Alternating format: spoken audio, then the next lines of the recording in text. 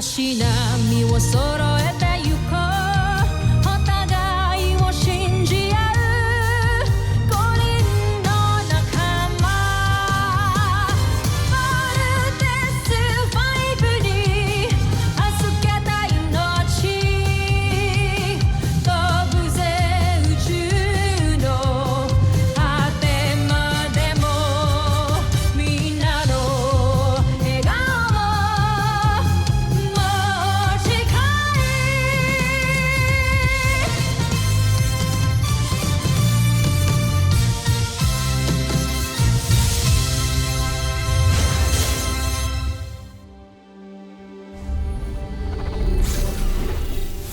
Ang nakaraan sa Voltes 5 Legacy. Patayo yung escort. Kumusta si Kuya Manuel, Dr. Smith? Isa siyang kalaban, just like Judy. He disguised himself as a CBF pilot para makapasok sa engineering bay. Now tell me, bakit niya gagawin yun? Sa pangalawang pagkakataon, nagulangan na naman kayo ng mga kaaway natin. Sila ang Voltes 5. Alam ko ang kahinaan nila. Gagamitin ko yun para talunin si Voltes 5. I'm sorry, alam kong nasaktan ka. I hope we can still be friends. Gusto ko sana mabalik yung dati. What's going on here? Bye, Steve. My friend. Labis ako nag-alala sa'yo na nagtungo ka sa kampo ng Voltes 5. Makasaktan ka nila. Hindi nila maaaring gawin yun, Najmi. Dahil alam mo ba kung ano natuklasan ko sa kanila? Na may hina silang nilalang. Ang pagiging marupok sa pagmamahal ang pinakamalaking kahinaan ng tao. At balang araw, ito rin ang magpapabaksak sa kanila. I don't wanna lie to you and I know na pinakita mo yung best version of yourself mo tonight sa akin. Pero parang may kulang pa rin eh. Mawawala rin yung feelings mo kay Steve. And malay mo, ako naman ang pumalit sa kanya. Oras na mabigo si Zardos. Ikaw ang ipapadala ko sa Terra Air 2 para tapusin ang misyon niya. Di kayo na nagkamali ng pagpili sa akin, Chomfrey. Tatapusin ko ang lahat ng hindi kaya magawa ni Zardos. Dr. Smith, may pumasok ng unidentified spacecraft sa outer orbit at ang trajectory nito ay papuntang Camp Big Falcon. Dr. Smith, sino yan? Kalaban na naman ho ba? This is Dr. Richard Smith of Camp Big Falcon. Please identify yourself or we will be forced to shoot you down. Do you copy? Missiles on standby. One. Huwag kayong magpapaputok. We want visual confirmation. Ako ito. Si Ned. Si Ned Armstrong.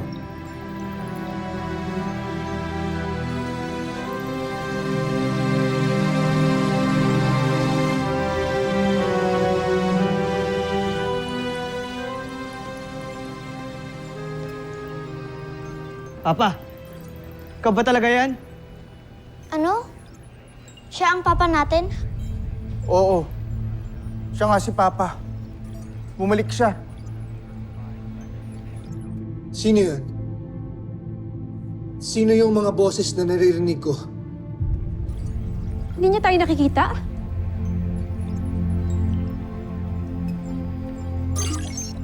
Ned? This is Dr. Smith. Do you remember me? Nandito yung mga anak mo. Mga anak ko. Steve. Big Bird. Little John.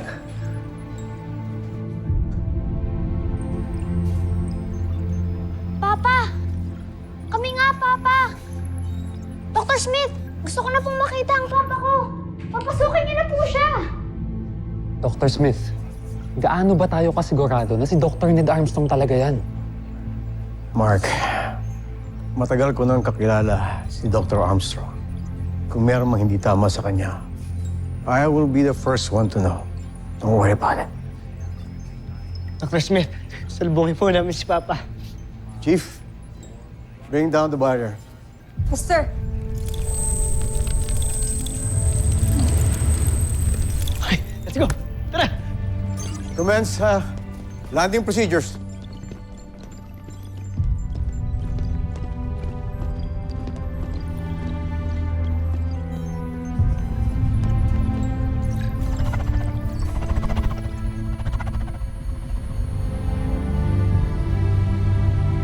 Si Papa.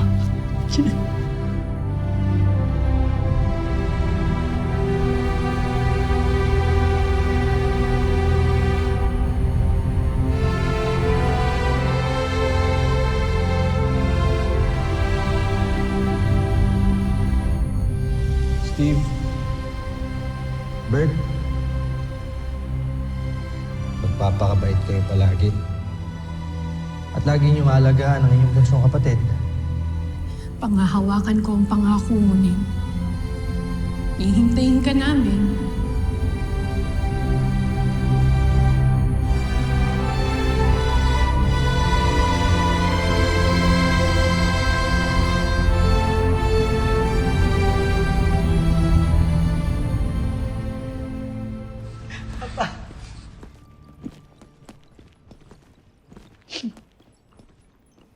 Steve? Big Bird. Ang lalaki niyo na. Papa, akala namin wala ka na. Akala namin di ka na makakabalik eh. Hindi ko alam kung natatandaan niyo pa yung pangako ko noon na babalik ako. Kaya ngayon nandito na ako. Para tuparin ang pangakong yun sa pamilya ko.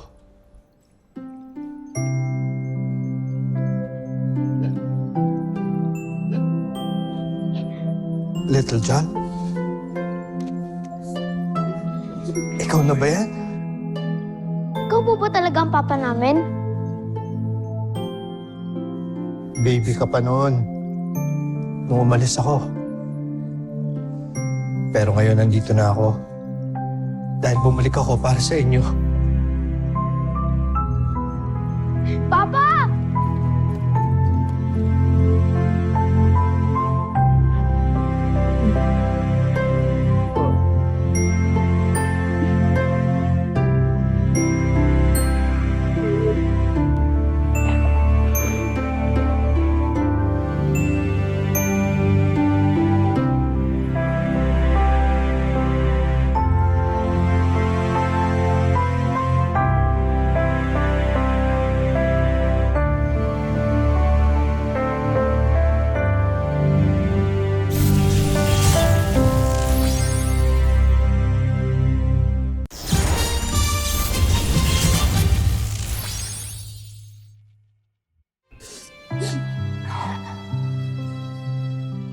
Ngayon nandito na ako. Hindi na tayo magkakahiwalay ulit. Papa, huwag ka na pong aalis ulit, ha? Pinapangako ko na hindi ko na kayo iiwan.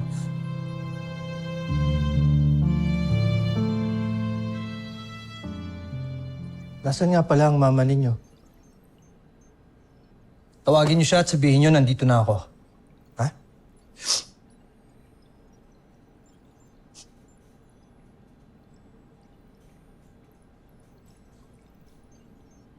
Nasaan ba talaga ang mama niyo? Tito Ned, actually kakaalis lang po ni Tita papuntang fieldwork.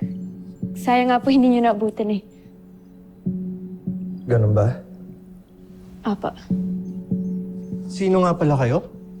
I'm Mark, sir. Part din po ako ng Voltas team. Ako po si Jamie. Ako po yung anak po ni General Oscar Robinson po. Jamie. Dalaga ka na pala, di kita nakilala. Ned! Siguro naman ako, hindi mo nakalimutan. Richard. My friend.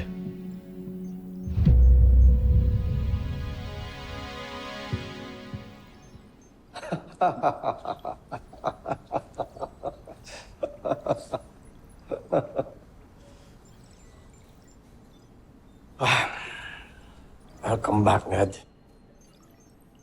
Halika. Nasamahan kita sa debriefing. I hope you understand.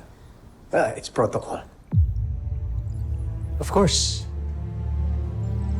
Don't worry. Babalikan ko kayo agad. Let's go. Halika. Dagat ng pag-uusapan.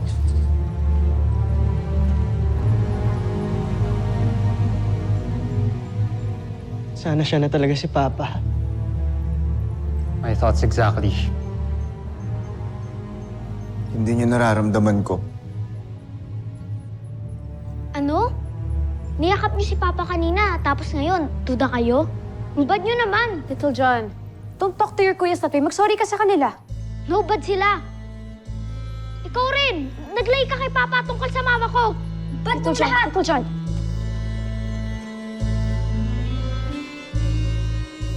I'm sorry.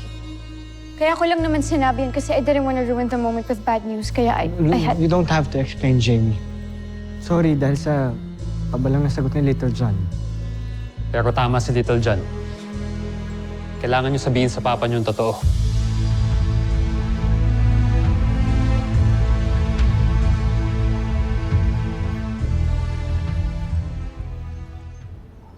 Ned, tagal mong nawala. Ano ba nangyari sa'yo? Natapos mo ba yung mission mo? Dr. Smith, Dr. Armstrong, welcome back to Camp Big Falcon. Sorry, sir, I'm gonna scan you. Sergeant Major. Ako nang bahala. Just leave it here.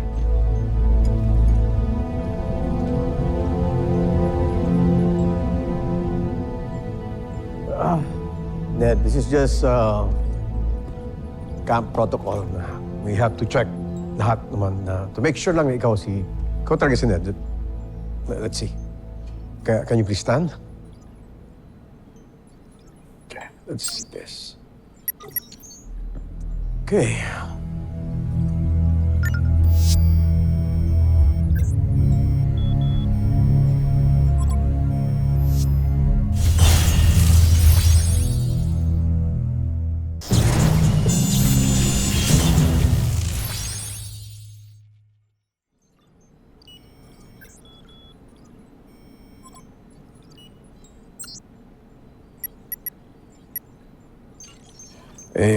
Something's wrong.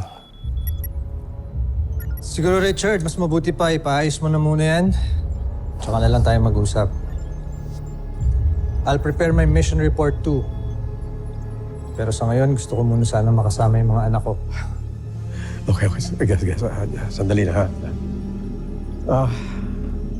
Sergeant Major, can we have this fixed? And by the way, tumawag ka ng escort at bantayan si Ned. At siguraduhin na siya makakaalis. At hindi siya lalabas dito hanggang hindi siya clear. Understood? Okay. Papa? Steve, sandali lang. Hinihintay ko pa ang escort ko. Siya nga pala. Nasaan ang mama ninyo? Alam ba niya na nandito na ako?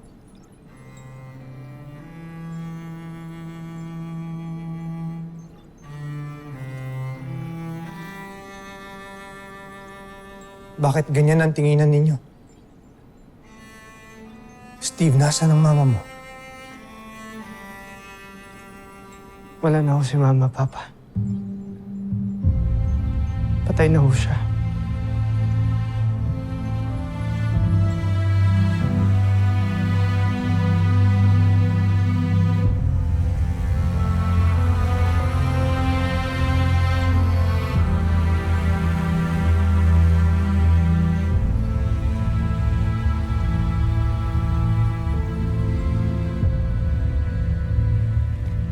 Papa, alam niyo ba kayo po yung dahilan kaya po pinatayo ni Mama tong beach house?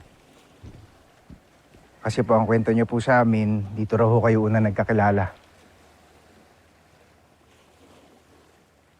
Papa, di niyo pa ho sinasagot yung tanong namin sa inyo. Saan ho ba talaga kayo galing? Saka, ano ho nangyari? Bakit ngayon ho kayo bumalik?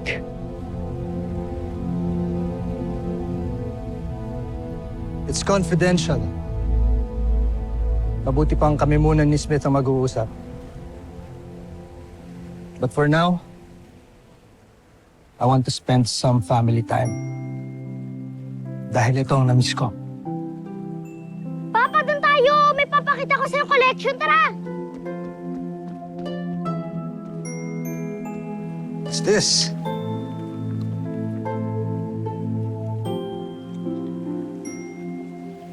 Hindi ka ba nagigilty? Kasi ako guilty ako na pinag-iisipan natin si Papa. Karamdam ko siya talaga si Papa. At naniniwala ako na siya si Papa. Sana.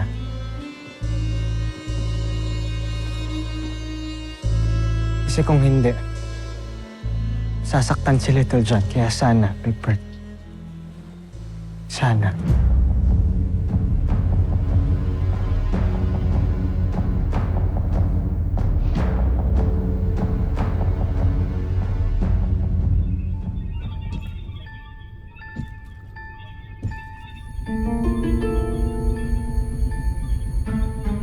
Nais niyo raw akong kausapin. May nakita kaming sasakyang panghimpapawid na dumating at pumasok sa kampo ng mga kalaban. At sigurado ako, mag-aari yan ng Busan. May alam ba kayo tungkol dito, Jomfre? Nararapat siguro ay makipagtalastasan tayo sa Busan upang malaman natin ang nangyayari. Kung sino to... Wala kayong gagawin. At wala kayong kakausaping iba. Lalo ng mga taga-Busan. Ngunit, Jomfre, sino ang sakay ng sasakyang panghipapawid na yan?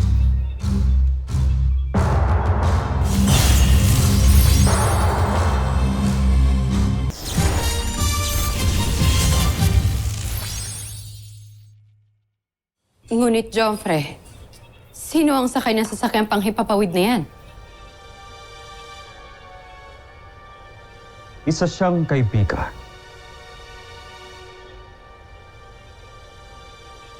Kaibigan? Magtiwala kayo sa akin. Isa siyang kapanalig na malaki ang maitutulong sa atin.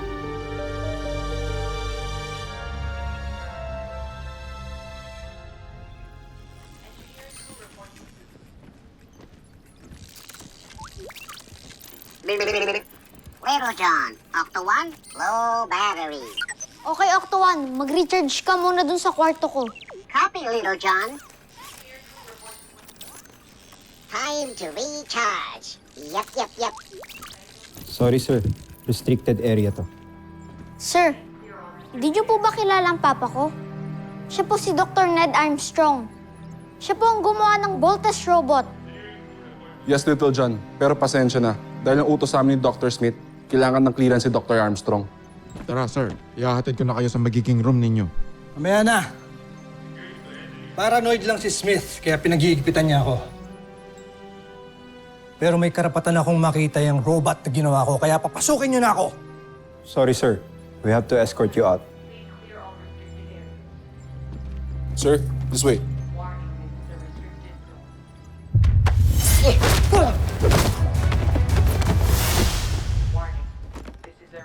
Oo, tama na yan! Papa! Tama na yan! Ano nangyari? Bakit yung kinakalaban yung papa ko?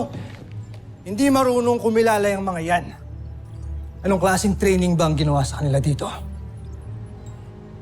Sir, sumusunod lang po kami sa utos, sir. Patinuruan mo kami sumunod sa rules, di ba? Di ho kayo ganyan.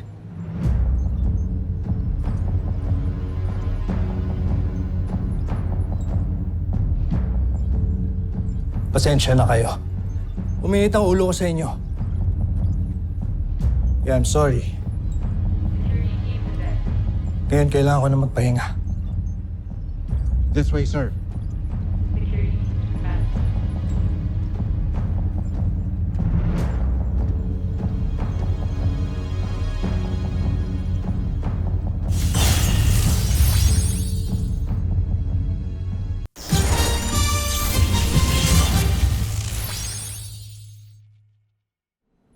Ayos rin pala yung kwarto mo pa, no?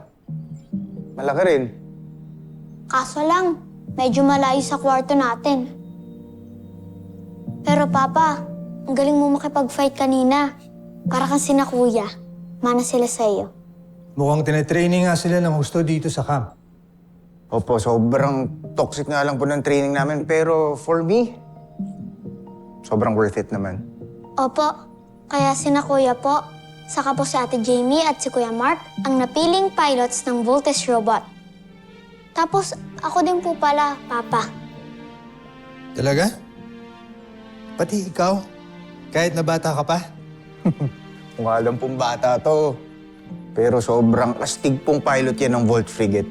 Tsaka pag nasa gitna po kami ng laban, pa, siya po yung nag-aayos, nagto-troubleshoot ng lahat ng mga Voltes machines. Really? Wow. I'm really proud of you, anak.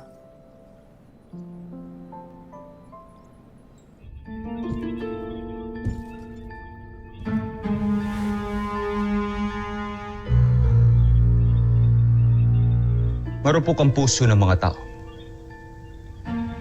Mabilis sila magtiwala at magmahal. May sobra din silang pagpapahalaga sa kanilang pamilya, lalo na sa kanilang mga magulang.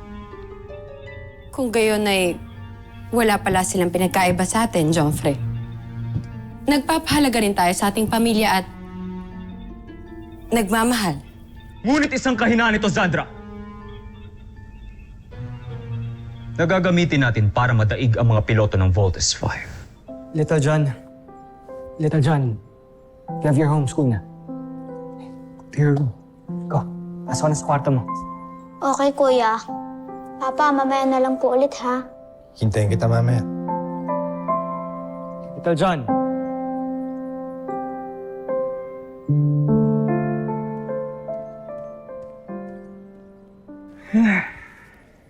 Alam mo pa, grabe, sobrang saya talaga ni Little John simula po nung dumating kayo dito. Napakagandang birthday gift po sa kanya nun. Ang tanong namin, Prinsipe Zardos, kung may kinalaman kayo sa panauhin na dumating sa kampo nila, Pagbutihin nyo na lang ang paggawa ng ating bagong beast fighter. Napakakawalan natin sa sandaling hinog ng aking mga plano. Pa, kailan nga ulit yung birthday ni Little John? Naalala niyo po ba? Paano ko ba naman makakalimutan yun? Well, I hope may pinrovide ang camp na damit para sa akin dahil kailangan ko na talaga magpalit. Kailan ho exactly yung birthday ni Little John? Teka, bakit pa tinatanong? Nakalimutan mo, no? No, Big Bird. Kung siya talaga si Papa, masasagot niya kung kailan ang birthday ni Little John o birthday mo, birthday ko. I'm sure hindi mo makakalimutan yun, Papa.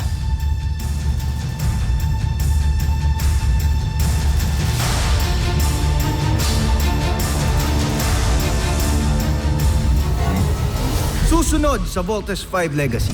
Weird, bumalik na daw yung dad mo ah. You know what? I hope to meet him someday. Sige, wala kita minsan.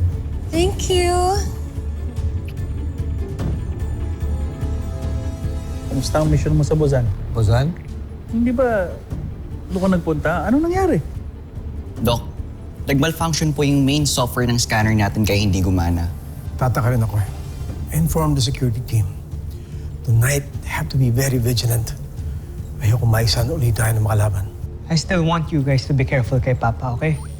Hanggat wala tayong clearance from Dr. Smith, kailangan natin mag-ingat sa kanya. Is that clear? You're so heartless, kuya. Papa!